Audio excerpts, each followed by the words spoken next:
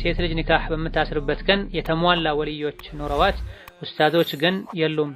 ከዛም ኹጥባ ያደረገው ባለቤቷ ነው። ሌላ የቀራ ሰው ባለመኖሩ ወንድሟ ሰተሁኝ አለው። ባልየውም ተቀብያለሁ አለ። ባልየው ኹጥባ በማድረጉ ችግር አለው? ያብራሩልኝ። ቁርአን እየቀራን የሱጁድ ቦታ ስንደርስ ሱጁድ መውረድ ግዴታ ነው? የሚወረደውስ ቀርተን ስንጨርስ ነው ወይስ ወዲያው ነው መውረድ ያለብን? ሱጁዱ ላይ ምንድነው የሚባለው? የሚሉ ጥያቄዎች ናቸው። ባለቤቴ አልተገረዘም፣ አንድ ልጅም አለው። መገረዝ ግዴታ ነው፣ ውዱእም አይሟላም። እናም መገረዝ አለብህ ስለው እምቢ አለ። አንቺ ከቻልሽ እንጂ በማንም አልገረዝም አለኝ። ውዱእ ደግሞ ተጠንቅቄ ስለማጥብ ችግር የለውም አለኝ። እንዲሁም ቀድሜ ብሞት እንኳ ጀናዛዬን ካንቺ ውጪ ማንም እንዳያጥበኝ ብሎ ወሲያ አለው። እና ምን ትመክሩታላችሁ? ችግር አለው ወይስ ካለው ምን ያድርግ? ያብራሩልኝ የሚል ጥያቄ ነው። ባለቤቴ ከቤተሰቦቼ ጋር በስልክም እንድንገናኝ አይፈልግም፣ ገንዘብም እንድልክ አይፈልግም። ልጃችን እናቴ ጋር ነው ያለው። አባቴ ሞቷል። የእንጀራ አባትሽን ማናገር የለብሽም፣ እናትሽንም ቢሆን በሁለት ወር አንዴ የስንት ብር ካርድ ሞልተሽ እንደምታናግሪ እነግርሻለሁ ይለኛል። የቤተሰብ የዋትስአፕም ቁጥር አለ። ከዛም እንድወጣ ያስገድደኛል። ቢስሚላህ እያለ በጣም ይረግመኛል። ምን ማድረግ ነው ያለብኝ? ሐቁ ይዘኛል፣ ያብራሩልኝ የሚል ጥያቄ።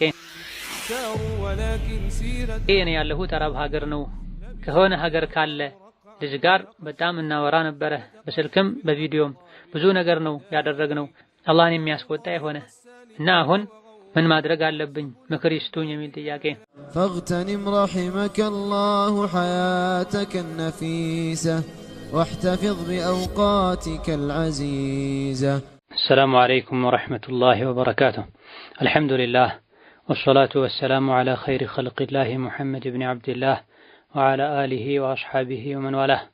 اللهم لا علم لنا إلا ما علمتنا إنك أنت العليم الحكيم.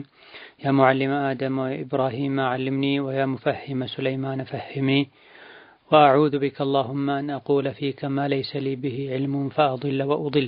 أما بعد ذلك من ناتشو ጥያቄዎች የመጀመሪያው ባለቤቴ አልተገረዘም፣ አንድ ልጅም አለው። መገረዝ ግዴታ ነው፣ ውዱእም አይሟላም። እናም መገረዝ አለብህ ስለው እምቢ አለ። አንቺ ከቻልሽ እንጂ በማንም አልገረዝም አለኝ። ውዱእ ደግሞ ተጠንቅቄ ስለማጥብ ችግር የለውም አለኝ። እንዲሁም ቀድሜ ብሞት እንኳ ጀናዛዬን ካንቺ ውጪ ማንም እንዳያጥበኝ ብሎ ወሲያ አለው። እና ምን ትመክሩታላችሁ? ችግር አለው ወይስ ካለው ምን ያድርግ? ያብራሩልኝ የሚል ጥያቄ ነው። ግርዛት የነቢያት ሱና ነው። ንጹህ ተፈጥሮ ያላቸው ሰዎችም የሚደግፉትና የሚቀበሉት ተግባር ነው። ሙስሊምና ካፍር የሚለይበት አንድ ራሱን የቻለ መለያም ነው። በተለያዩ አጋጣሚዎች ጦር ሜዳ ላይ ከተገደሉ ሰዎች ውስጥ ሙስሊምና ሙስሊም ያልሆነን ሰው ይለዩባቸው ከነበሩ መንገዶች አንዱ ግርዛት እንደሆነ ተነግሯል። ሕፃን ልጅ አባቱ ላይ ካለው ሐቅ አንዱ መገረዝ ነው። ግርዛት በጥቅሉ በዲን የተፈቀደ እንደሆነ ሁሉም ዑለሞች ይስማማሉ። ዋጅብ ነው አይደለም የሚለው ላይ በፊቅህ ሊቃውንት መሃል ኺላፍ ያለ ሲሆን ኢማም ሻፊዒና ኢማም አሕመድ ሻፊዒዮችና ሐንበሊዮች ዘንድ ዋጅብ እንደሆነ ይታወቃል። የተሻለው የግርዛት ጊዜ የመጀመሪያዎቹ ሳምንታት ናቸው። በዚህ ጊዜ ውስጥ ካልተቻለ የመጀመሪያ ወራቶችም ተመራጭ ጊዜ ይሆናሉ። ሳይገረዝ በፊት ለአካለ መጠን የደረሰ በየትኛውም ጊዜ መገረዝ ይኖርበታል፣ ለህይወቱ ለሰውነት አካሉ እስካልሰጋ ድረስ። ነገር ግን ሙያ እውቀት ያለውን ሰው አማክሮ በዚህ ጊዜ መገረዙ ለሱ አደጋ እንደሆነ የአካል መጉደልን መቼም የማይጠፋ በሽታን ትልቅ ችግርን ያስከትላል ከተባለ ይሄኔ መገረዙ ይቀራል። ሌሎችም ዋጅብና ግዴታ የተባሉ ነገሮች ካልተቻለ እንደሚቀሩት ሁሉ ማለት ነው። ግርዛት በዲን የተፈቀደ እንደሆነ በጥቅሉ ዋጅብም እንደሆነ ሊያሳዩ የሚችሉ የተለያዩ ማስረጃዎች አሉ። ከዚህም አንዱ ሐዲስ ሱነን አልፊጥራ በመባል የሚታወቀው ሐዲስ ነው።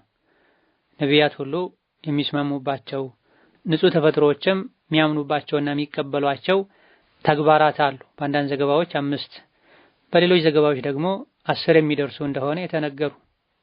ጥፍርን መቁረጥ፣ ከአፍረተ ገላ ዙሪያ ብብት ላይ ያሉ ፀጉሮችን ማንሳት፣ በአንዳንድ ዘገባዎች ላይ በአንደኛ ደረጃ ደግሞ ግርዛትን ጠቅሰዋል ነብዩ ሐዲሶች ላይ። ሱነን አልፍጥራ ውስጥ የተካተቱ ተግባራት አንዳንዶች ዋጅብና ግዴታ ናቸው፣ አንዳንዶች ደግሞ ሱናና ተወዳጅ ተግባር ናቸው። ከዚህ በተጨማሪ ምን ሐይቱ ነበር ግርዛት ግዴታ እንደሆነ የሚያሳዩ ማስረጃዎችም አሉ። በግርዛት ጊዜ የሰውነት አካል ቆዳ ነው ተቆርጦ የሚጣል። የተከበረውን የሰውን ልጅ ቆዳ ግዴታ ላልሆነ ነገር ቆርጦ መጣል አይቻልም።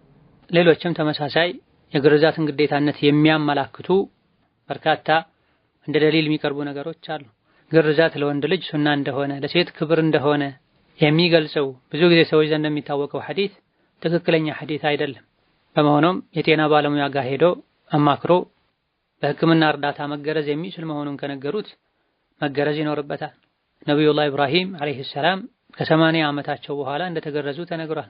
አንቺ ከቻልሽ እሺ ካልሆነ አይቻልም ለሚለው ሙያ የሌለው ሰው እውቀት የሌለው ሰው ይሄን ማድረግ በጭራሽ አይገባም።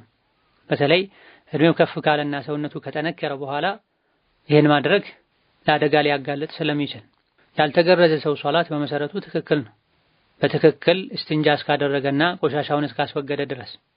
ሆኖም ለጤንነቱም ይሁን ለሶላቱ ለጧሃራው መገረዙ በላጭና የተሻለ የጤና ባለሙያን አማክሮ ወስኖ መገረዝ ከቻለ አልሐምዱሊላህ፣ ካልሆነ ለሶላቱ ለጧሃራውም ይሁን ለአጠቃላይ ንጽህናው በቂ ጥንቃቄ ካደረገ መገረዙ ለጤንነቱ ለህይወቱ ለሰውነት አካሉ አደጋ ነው ከተባለ ቢቀር ችግር የለም። ምስጢሩን መደበቅ ወሲያውንም ከተቻለ ተግባራዊ ማድረግ ተገቢ ነው። ወሲያውን ተግባራዊ ማድረግ ካልተቻለ በጊዜው ሊኖር ከሚችል ሁኔታ አንፃር ይሄን ማድረጉ ከከበዳት ሌላ አማናን አደራን የሚጠብቅ ሰው እንዲያጥብ ይደረጋል። በትጥበት ጊዜ ሀፍረተ ገላን ማየት ሲጀምርም የተከለከለ ነው። ጀናዛውን በተለይ ሀፍረተ ገላ አካባቢ በስስ ጨርቅ ነገር ሸፍኖ ነው ማጠብ የሚቻለው። ጀናዛውን እስቲንጃ በሚያስደርጉበት ጊዜ እንኳ ሀፍረተ ገላ ማየት ይከለከላል። ሌላኛው ጥያቄ ቁርአን እየቀራን የሱጁድ ቦታ ስንደርስ ሱጁድ መውረድ ግዴታ ነው? የሚወረደውስ ቀርተን ስንጨርስ ነው ወይስ ወዲያው ነው መውረድ ያለብን? ሱጁዱ ላይ ምንድነው የሚባለው የሚሉ ጥያቄዎች ናቸው። ቁርአን በሚቀራበት ጊዜ ሱጁድ የሚደረግበት አንቀጽ ጋር ስንደርስ ሱጁድ ማድረግ ዋጅብ ነው ሱና በፊቅህ አዋቂዎች መሃል በተወሰነ መልኩ ኺላፍ ያለበት ጉዳይ ሲሆን ትክክለኛው ሱጁድ ትላዋ ማድረግ ሱና እንጂ ዋጅብ አይደለም። ይህንንም በግልጽ የሚያሳዩ የተለያዩ ማስረጃዎች አሉ። ሱጁዱ የሚደረገው ቁርአን ላይ የተቀመጠ ራሱን የቻለ ሱጁድ ምልክት አለ። እዛ ስንደርስ ነው ሱጁድ የምናደርገው። አንዳንዴ የሱጁዱ ቃል ወይም ሱጁድ የሚደረግበት ስፍራ የሱራው መጨረሻ ላይ ሊሆን ይችላል። ለምሳሌ ሱረቱ አልዓለቅ ወይም ኢቅራ ላይ እንደሚገኘው ከላ ላ ቱጢዕሁ ወስጁድ ወቅተሪብ የመጨረሻው አንቀጽ ነው። አንዳንዴ የሱራው መጨረሻ አካባቢ ላይ ሊሆን ይችላል። ሱረቱል ኢንሺቃቅ 21ኛው አንቀጽ ላይ እንዳለው ሱጁድ የሚል ቃል ባገኘን ቁጥርም አይደለም ሱጁድ ትላዋ የምናደርገው። ሱጁድ የሚደረግበት ሱጁዱ ያለበትን ቦታ የሚጠቁም መስመር ሱጁዱ የቱ ጋር መደረግ እንዳለበት የሚያሳይ የአንቀጹ መጨረሻ ላይ ራሱን የቻለ ምልክት ቁርአን ላይ ተደርጓልና እሱን ተከትለን ሱጁድ ማድረግ ይቻላል። ሱጁድ ላይ የሚባለው የተኛውም ሶላት ላይ ሱጁድ ውስጥ የሚባለውን ዚክር ማድረግ ይቻላል። ሱብሃነ ረቢየል አዕላ ሱብሃነ ረቢየል አዕላ የሚለውን መደጋገም ይቻላል። وكذلك سجد وجهي للذي خلقه وصوره وشق سمعه وبصره بحوله وقوته فتبارك الله أحسن الخالقين مالتم الشارع.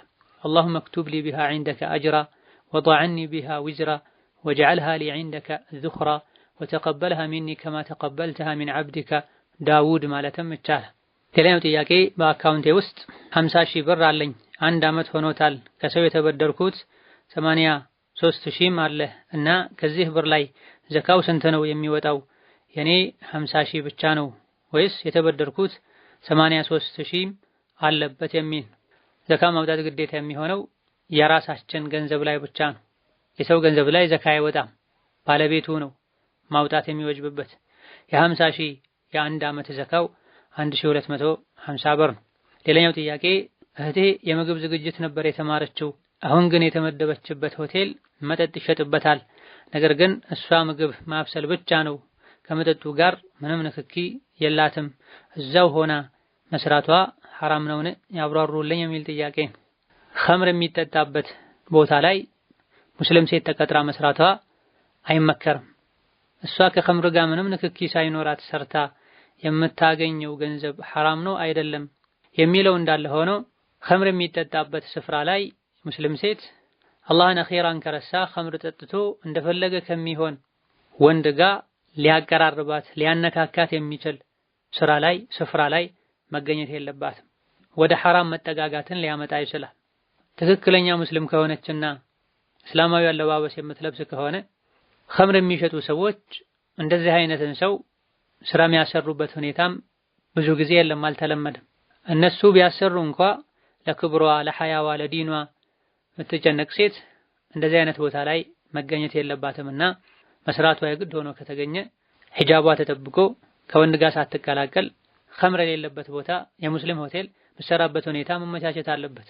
አሁን ላይ ሰዎች ሐያቸው ኢማናቸው ስለቀነሰ ምግብ ማብሰያ ክፍል እንኳ ድረስ የሄዱ ሴትን የሚለክፉ ወንዶች የበዙበት ዘመን ላይ ስለደረሰን አይደለም ኸምር የሚሸጥበት ቤት ላይ ቀርቶ ኸምር የሌለበት ሙስሊም ብቻ የሚመገብበት ስፍራ ላይ እንኳ ሴት ልጅ መገኘቷ ትልቅ ፈተና የሆነ።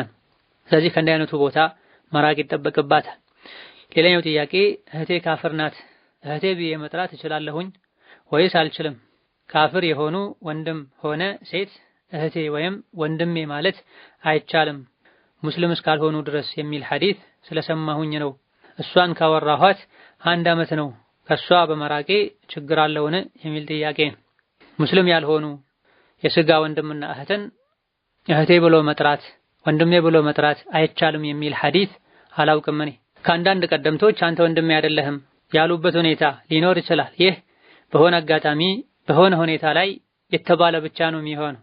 ወላና በራእን ድሮ የነበረውን የጠበቀ ትስስር የዲን መለያየት በተወሰነ መልኩ እንዳላለው ለመግለጽ የተባለ ነው የሚሆን እንጂ የስጋ ዝምድና በመክፈር ምክንያት ሙሉ በሙሉ አይቋረጥም። ወንድሜ አይደለህም አያስብልም። ቁርአን ላይ አላህ ተባረከ ወተዓላ የተለያዩ ነቢያትን ታሪክ ሲነግረን እገሌ ወደሚባሉ ህዝቦች ወንድማቸው እገሌን ላከን ብሎ የነቢያትን ስም አላህ ጠርቷል። በምንድነው ወንድም የሆኑት በሀገርና በዝምድና ነው ተብሏል። ስለዚህ አስፈላጊ ሆኖ ሲገኝ ካፍር የሆነ ወንድምን እህትን ወንድሜ እህቴ አክስቴ ቢባል ችግር የለው። ካፍር የሆነች እናቴ ወደኔ መታለች እርዳታዬን ትሻለች ልርዳት ላግዛት እንዴ ተብለው ተጠይቀው ነብዩ ሰለላሁ ዐለይሂ ወሰለም አዎን እርጃት አግዣት ብለዋል አለይሂ ሰላቱ ወሰላም። ስለዚህ ያሉበትን ኩፍርና ሽርክ ማጽደቅ በማይመስል መልኩ ከነሱ ጋር በጥሩ መኗኗር ችግር የለው። ዲን ላይ እምነት ላይ ተጽዕኖ እስካላደረሱ ድረስ ዳዕዋ ለማድረግ ጥረት ከማድረግ ጋር ዝምድናቸውንም መቀጠል አስፈላጊ ነው። ሐቅም አላቸው። አመት ሙሉ እሷን አለማናገር ተገቢ አይደለም። ዝምድና መቁረጥ ይሆናል። ዝምድናውን መቁረጡ የዳዕዋውን በር ጭምር ይዘጋል። ስለዚህ አለፈለፍ ያሉ ደውሎ መጠየቅ፣ እርዳታ እገዛ ሲያስፈልጋቸው ማገዝ አስፈላጊ ነው። ሌላኛው ጥያቄ ባለቤቴ ከቤተሰቦቼ ጋር በስልክም እንድንገናኝ አይፈልግም፣ ገንዘብም እንድልክ አይፈልግም። ልጃችን እናቴ ጋር ነው ያለው፣ አባቴ ሞቷል። የእንጀራ አባትሽን ማናገር የለብሽም፣ እናትሽንም ቢሆን በ2 ወር አንዴ የስንት ብር ካርድ ሞልተሽ እንደምታናግሪ እነግርሻለሁ ይለኛል። የቤተሰብ የዋትስአፕም ቁጥር አለ፣ ከዛም እንደወጣ ያስገድደኛል። ቢስሚላህ ያለ በጣም ይረግመኛል። ምን ማድረግ ነው ያለብኝ? ሐቁ ይዘኛል ያብራሩልኝ የሚል ጥያቄ ነው። መሳደብና መራገም በዲን የተከለከለ ነው። ነቢያችን ሰለላሁ ዐለይሂ ወሰለም ሙእሚን ሙስሊም ተራጋሚ ተሳዳቢ ሚዘገንንና ሚሰቀጠጥን ቃል የሚናገር አይደለም ብለዋል። የነቢ አኽላቅና ስነ ምግባር ሲነገርም ሲራ ላይ ነብዩ ሰለላሁ ዐለይሂ ወሰለም ተሳዳቢ ተራጋሚ አስደንጋጭና ዘግናኝ ቃል የሚናገሩ ሰው አልነበሩም ተብሏል። እሳቸውን እንድንከተልና ከእሳቸው ጋር እንድንመሳሰል አላህ አዞናል። ለቀድ ካነ ለኩም ፊ ረሱሊላሂ ኡስወቱን ሐሰነቱን ሊመን ካነ የርጁላህ ወልየውመል አኺር ብላ መልካምና የተሟላ አርአያችን ነቢ እንደሆኑ በአላህና በመጨረሻው ቀን የሚያምን እሳቸውን መምሰል እሳቸውን መከተል እንዳለበት ቁርአን ላይ ተነግሯል። ሙስሊም ነኝ ከማለቱ ጋር የሚሳደብ የሚራገም ኢማኑ ትክክል እንዳልሆነ ቀደም ሲል ከጠቀስነው ሐዲስ እንረዳለን። ሙእሚን አይሳደብም አይራገምም ከሚለው ባልና ሚስት አብረው ሲናኗሩ ሊዋደዱ ሊረዳዱ ሊደጋገፉ ይገባቸዋል። ይሄን እንዳያደርጉ እንቅፋት የሚሆን ነገር ካለም ፊት ለፊት ቁጭ ብለው ተነጋግረው ችግራቸውን ሊፈቱ ይገባቸዋል። ተጋብተው ተዋልደው አብረው የኖሩ ዘመድሽን አትጠይቂ፣ ዘመድሽን ቤት አታስገቢ፣ ወደ ዘመድሽ አትሂጂ፣ እሷም እንደዚሁ ዘመዶችህ እንዳይመጡ ዘመዶችህ ጋር እንዳትወስደኝ እንዳትሄድ ልትል አይገባም። ባልና ሚስት በመልካም እንዲኗኗሩ አላህ ቁርአን ላይ ያዟል። ወዓሺሩሁነ ቢልማዕሩፍ ብሏል። በተለመደው በሚገባው መልኩ ተናኗሯቸው ሚስቶቻችሁን ብሏል። ሚስትም ለባሏ ይሄን ልታደርግ እንዲህ ልትሆን ይገባል። ባልና ሚስት አንዱ ሌላኛው ላይ ተመሳሳይ ሐቆች አሉባቸው። ወለሁነ ሚስሉ ለዚ ዐለይሂነ ቢልማዕሩፍ ብሏል። ባል ሚስቱ ላይ ያለውን ሐቅ አላህ ከነገረን በኋላ ሚስቶችም ባሎቻቸው ላይ ተመሳሳይ ሐቅ አላቸው በተለመደው መሰረት በአግባቡ ብሏል። ሚስት ባሏን ልትታዘዝ ያለ ፈቃዱ ቤቱ ማንንም ከማስገባት ልትታቀብ ያለ ፈቃዱ ከቤት ከመውጣትም ልትጠነቀቅ ይገባታል። ወደ ወላጆቿ ቤት እንኳ እንዳትሄድ ቢከለክላት እምቢ ብላ መውጣት እንደማትችል ዑለሞች ጠቅሰዋል። የኢማም ሻፊዒና የኢማም አሕመድን መዝሀብ የሚከተሉ የፊቅህ ሊቃውንት ያለ ፈቃዱ ወደ ቤተሰቦቿ ቤት እንኳ መሄድ እንደማትችል ከመሄድ መከልከል እንደሚችል ጠቅሰዋል። ነገር ግን መከልከሉ ለሷ አይፈቀድለትም፣ ተገቢ አይደለም። እዛ በመሄዷ ጸባዩዋ ዲኗ ይበላሻል ብሎ እስካላለ ድረስ ዝምድና መቁረጥ በዲን የተከለከለ ከመሆኑ አንፃር ዝምድና ቁረጪ ብሎ ሊያዛት አይገባም። ዝምድናን ቁረጪ ብሎ ማዘዙ ማይፈቀድን ነገር ማዘዝ ስለሚሆን አባቷን እናቷን ለመጠየቅ መሄድ ትችላለች የሚል አቋም ያላቸው የሐነፊያ የማሊክያ የፊቅህ አዋቂዎች አሉ። ነገር ግን በላጩና ተመራጩ ሻፊዒዮች ሐንበሊዮች የመረጡት ያለ ባሏ ፈቃድ ወደ ወላጆቿ አክስትና እህቶቿ ቤት እንኳ ቢሆን መሄድ የለባትም። ከከለከለ እሱ በመከልከሉ ወንጀል ዝምድና እንዲቆረጥ ሰበብ በመሆኑ ወንጀል የሚጠየቀው እሱ ነው። አንዲት ሴት ካገባች በኋላ የሚኖርባት ትልቅ ሐቅ የባሏ ሐቅ ነው። ወላጆቿን ለመጠየቅ ብላ ሄዳ ቤቷን ልታፈርስ ትዳሯን ልታፈርስ ከባሏ ልትጣላ አይገባም። በለዘብተኝነትና በጸባይ እንዴት ብዬ ነው ከወላጆቼ ርቄ ወላጆቼን ሳልጠይቅ ደስተኛ ሆኜ ካንተ ጋር የምኖረው? ትዳራችን ያማረ የሰመረ እንዲሆን ከፈለክ ወላጆቼን እንድጠይቅ ቤተሰቦቼን እንድጠይቅ ልትፈቅድልኝ ይገባል ብላ በውይይት በአደብ ልትጠይቅ ይገባታል። ጥያቄው ላይ እንዳለው አልፎ አልፎ ደውሎ መጠየቅን ከፈቀደ ለጊዜው በዚህ ከመብቃቃት ጋር እሱ እንዲመከር አቋሙን እንዲያስተካክል ጥረት ማድረጉ የተሻለ ይሆናል። ገንዘብ መላኩን በተመለከተ የሱ ገንዘብ ከሆነ ያለ ፈቃዱ መላክ አይቻልም። የራሷ ገንዘብ ከሆነ ለአደቡና ለክብሩ ያክል አስፈቅዳው አሳውቃው መላክ ትችላለች። መላኩ ጸብ የሚያስከትል ቤትን የሚያፈርስ ከሆነ እነሱ ተቸግረው የሚበሉትን እስካላጡ ድረስ መተው የተሻለ ነው። በዚህ ደረጃ መልካም ግንኙነትን መከልከል ከቤተሰብ ማቆራረጥ ቅድም የጠቀስነው ቁርአን አንቀጽ ላይ በመልካም ተናኗሯቸው ከሚለው ጋር የሚጻረር ነው። ወላጆችሽን የደወልሽ አትጠይቂ፣ ከወላጆችሽ ጋር ግንኙነት እንዳይኖርሽ፣ ለነሱ ምንም እርዳታ አታድርጊ የሚል ማዕቀብ ማስቀመጥ በመልካም መኗኗር ጋር የሚጻረር ተግባር ነው። አቅል ያለው ዲን ያለው ሰው ከልጆቹ አክስትና አጎት ጋር አትገናኝ ብሎ ባለቤቱን አይከለክልም። እዛ በመሄዷ ዲኗ አኽላቋ ይበላሻል ብሎ እስካልሰጋ ድረስ። እማ እዛ በመሄዷ ከነሱ ጋር በመገናኘቷ የዲን የአኽላቅ ችግር ስላለባቸው የሷንም የልጆቼንም ዲን አኽላቅ ያበላሻሉ ብሎ ከሆነ ትክክለኛ ነገር ነው። ቤተሰቦቿ ተመክረው እምቢ ያሉ ከሆነ እንዲህ አይነት ችግር እስከሌለ ድረስ ይህ የዲን ማነስ የኢማን መቀነስ ያስከተለው ችግር ነውና እሱ ወደ ዲን እንዲመለስ ማድረግ ነው። በምንም መልኩ እንዲህ አይነቱ ችግር ማይስተካከል ከሆነና ሙሉ በሙሉ የሚከለክል ከሆነ በዚህ ሁኔታ ላይ አብሮ መቀጠሉ አስቸጋሪ ከሆነ ለማስተካከልም ጥረት ተደርጎ ምንም አይነት ለውጥ ከሌለ ከሱ ጋር መኖር አልፈልግም ፍቺ እፈልጋለሁ ካለች ለፍቺ በቂ ምክንያት ሊሆን ይችላል። ነገር ግን ለቤተሰብ ብሎ ትዳርን ከማጣት ለትዳር ብሎም ቤተሰብን ከማጣት መዳን የሚቻለው ወደ ዲን ወደ ሸሪዓ በመመለስ ነው። ሚስት በትዳር ህይወቷ ይበልጥ ደስተኛ ትሆን ዘንድ ባሏን ይበልጥ ትወድና ታከብር ዘንድ ከቤተሰቦቿ ጋር ያላት ግንኙነት ያማረ የተስተካከለ እንዲሆን ብልህ ባል ጥረት ሊያደርግ ሊያገዝ ይገባዋል። ሌላኛው ጥያቄ እኔ ስደት ላይ ነኝ። ወደ ስደት ስመጣ ግን በህገ ወጥ መንገድ ነበረ። መንገድ ላይ ያለሁኝ በጣም ታምሜ ስመረመር ከአንድ ወር በታች ያለው ጽንስ መኖሩን ሐኪም ነገረኝ። ባለቤቴን ደውዬ መመለስ አለብኝ ብዬ ስነግረው ብር ልክልሻለሁ የምታስወርጅበት መመለስ አትችይም፣ አንቺን ለመላክ ያወጣሁት ብር እንዲከስር አልፈለግም ብሎኝ ሐራም ነው ብለውም ገና ነው ችግር የለውም ነፍስ አልተዘራበትም ሲለኝ አስወረድኩ ምን ማድረግ አለብኝ የሚል ጥያቄ ነው። የተከበረው የሰው ልጅ መፈጠሪያ የዘር ፈሳሽ ማህፀን ላይ ካረፈ በኋላ ያለ በቂ ምክንያት ማስወጣቱ ተገቢ አይደለም። ከ40 ቀን አልፎ ከኖርማል የዘር ፈሳሽነት ወደ የረጋ ደምነት ከተሸጋገረ በኋላ ደግሞ ማስወጣቱ ይበልጥ የተጠላ የተወገዘ ይሆናል። የሰውነት ቅርጽ ከያዘ በኋላ ደግሞ እጅግ በጣም የተጠላ ይሆናል፣ ይከለከላል። 4 ወር ከሞላውና ነፍስ ከተዘራበት በኋላ ማስወጣቱ ደግሞ ሐራም ይሆናል። ነፍስ እንደማጥፋት ይቆጠራል። ቅጣት ከፋራ ይኖረዋል። እዚህ ጥያቄው ላይ እንደተነሳው ከወር በታች ከሆነ ገና ከዘር ፈሳሽነት ያልወጣ በመሆኑ ጉዳዩም ሆኖ ያለፈ ነገር ከመሆኑ አንፃር እስትግፋር ማድረግ ብቻ በቂ ነው። ከፋራም ይሁን ሌላ ነገር የለበትም። ነገር ግን ሴት ልጅ ያለ መሕረም ያውም በህገወጥ መንገድ በበረሃ ወደ ውጭ ልትወጣ በተለምዶ ጉዞ የሚባልን ያክል ርቀት ልትሄድ አይገባትም።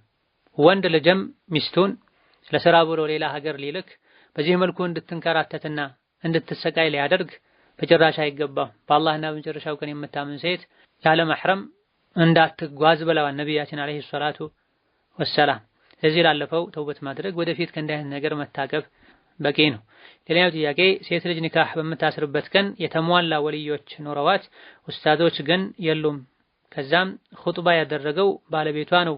ሌላ የቀራ ሰው ባለመኖሩ ወንድሟ ሰተሁኝ አለው። ባልየውም ተቀብያለሁ አለ። ባልየው ኹጥባ በማድረጉ ችግር አለው ያብራሩልኝ የሚል ነው። ምንም ችግር የለም። ኒካህ በሚታሰርበት ጊዜ የሚደረገውን ኹጥባ ማንኛውም ሰው ሊያደርግ ይችላል። ባልም ይሁን የምታገባዋ ሴት ኃላፊም ይሁን በምስክርነት ካሉትም ይሁን ሌላ ቦታው ላይ የታደመ ሰው በትክክል ኹጥባውን እስካደረገው ድረስ ምንም ችግር የለውም። ኹጥባ ማድረጉ ሱናና ተወዳጅ እንጂ የኒካህ ሸርጥም ይሁን መሰረት አይደለም። ኒካህን የሚያበላሸው የኒካህ ሸርጥ ወይም መሰረት ሲጎደል ነው። ሌላኛው ጥያቄ እኔ ያለሁት አረብ ሀገር ነው። ከሆነ ሀገር ካለ ልጅ ጋር በጣም እናወራ ነበረ። በስልክም በቪዲዮም ብዙ ነገር ነው ያደረግነው። አላህን የሚያስቆጣ የሆነ እና አሁን ምን ማድረግ አለብኝ ምክር ይስጡኝ የሚል ጥያቄ ነው። ወደ አላህ ተባረከ ወተዓላ መመለስና ለራስ ማልቀስ ነው። ሙስሊም የሆነ ሰው ስሜትን ከማምለክና የሸይጣንን እርምጃዎች ከመከተል ሊጠነቀቅ ይገባል። የሸይጣንን እርምጃዎች የተከተለ ሰው ከአላህ ይጣላል፣ ከደጋግ ከአላህ ባሮች መንገድ ይወጣል። እናንተ አማኞች ሆይ የሸይጣንን እርምጃዎች አትከተሉ ብሏል። ሸይጣን ጠላት ነው። ጠላቱን ተከትሎ የሄደ ሰው ጠላቱ ይበቀለዋል፣ አደጋ ያጋልጠዋል። ከተቃራኒ ጾታ ጋር መደዋወል፣ ስሜት ቀስቃሽ የሆኑ ጾታዊ ቃላቶችን መለዋወጥ፣ መጻጻፍ፣ መነጋገር የሸይጣንን እርምጃ መከተል። ከዚህ ሁለታችሁም ተውበት ልታደርጉ ባለፈው ልትጸጸቱ ሁለተኛ ወደዚህ አልመለስም ልትሉ በቀጣይ ኸይር ስራ ልትሰሩ ይገባል።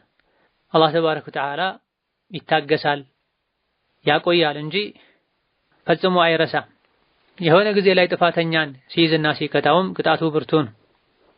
ወከዛሊከ አኽዙ ረቢከ ኢዛ አኸዘ አልቁራ ወሂየ ዛሊመ ኢነ አኽዘሁ አሊሙን ሸዲድ እንዳል በዳይና እንቢባ የሆኑ ሰዎችን አላህ ተባረከ ወተዓላ ሲቀጣ ቅጣቱ አያያዙ እጅግ በጣም አሳማሚና ብርቱ ነው። ስለዚህ ተውበት ከማድረግ ጋር ከእንዲህ አይነቱ ሰው ሙሉ በሙሉ ራስን ማራቅ፣ ከሱ ጋር ግንኙነት ያላቸው ነገሮችን እሱን እንዲያስታውሱ የሚያደርጉ ነገሮችን ሙሉ በሙሉ ማጥፋትና መሰረዝ፣ በየትኛውም መንገድ ዞሮ ቢመጣ ከሱ ጋር ያለን ግንኙነት 100% እንዳቆሙ መግለጽ፣ ማስጠንቀቅ፣ ምንም አይነት ነገር ከሱ ከመቀበል መራቅና ለአንድና ለመጨረሻ ጊዜ እሱንም ቢሆን እስካሁን የነበርንበት መንገድ ስህተት ነው፣ እኔ አላህን ፈርቼ ጥፋቴን አምኜ ወደ አላህ ተመልሻለሁ፣ አንተም አላህን ፍራ፣ ካሁን በኋላ ወደ እኔ በምንም መልኩ እንዳትደውል እንዳትመጣ የሚል ማስጠንቀቂያ መስጠት ነው። ይሄም ቢሆን መደጋገም የለበትም። አንዴ ከነገሩት በቂ ነው። በመምከር ስም በተደጋጋሚ መነጋገር ወደ ወጡበት ጭቃ ድጋሚ መመለስ ነው የሚሆን። እነሆ እጅ፣ እግር፣ ምላስ፣ አይን፣ ጆሮ ዝሙት እንደሚሰሩ የነዚህ ሰውነት አካላት ዝሙትም ማየት፣ መጻፍ፣ መናገር፣ መሄድ፣ ማድመጥ እንደሆነ ተነግሯል። ባለንበት ዘመን ከነዚህ አይነት የሰውነት ዝሙቶች የሰውነት አካላት ዝሙቶች መዳን እጅግ በጣም ከባድ የሆነ ጥቂት አላህ የጠበቃቸው ሰዎች ናቸው የሚጠበቁት። ተቃራኒ ጾታን አትኮሮ በስሜት ማየት፣ የተቃራኒ ጾታን ስሜት ቀስቃሽ ንግግር መስማት፣ ወደ ተቃራኒ ጾታ ለፊትና ለነገር መጻፍ፣ ወደዛ መሄድ በሙሉ የሰውነት አካላት ዝሙቶች ናቸው። ስለዚህ ላለፈው መተውበት፣ በቀጣይ ከእንዲህ አይነት ነገር ራስን ማራቅና በወንጀል የተገናኙትን ሰው ሙሉ በሙሉ በመራቅ የተሟላ ተውበት ማድረግ። ነሰሉላህ ሰላመተ ወልዓፊያ ለና ወሊዙርሪየቲና ወሊጀሚዒል ሙስሊሚን። ለዛሬ በዚህ እናበቃለን። ወላሁ ተዓላ አዕለም። ወሰላሙ አለይኩም ወረሕመቱላሂ ወበረካቱሁ።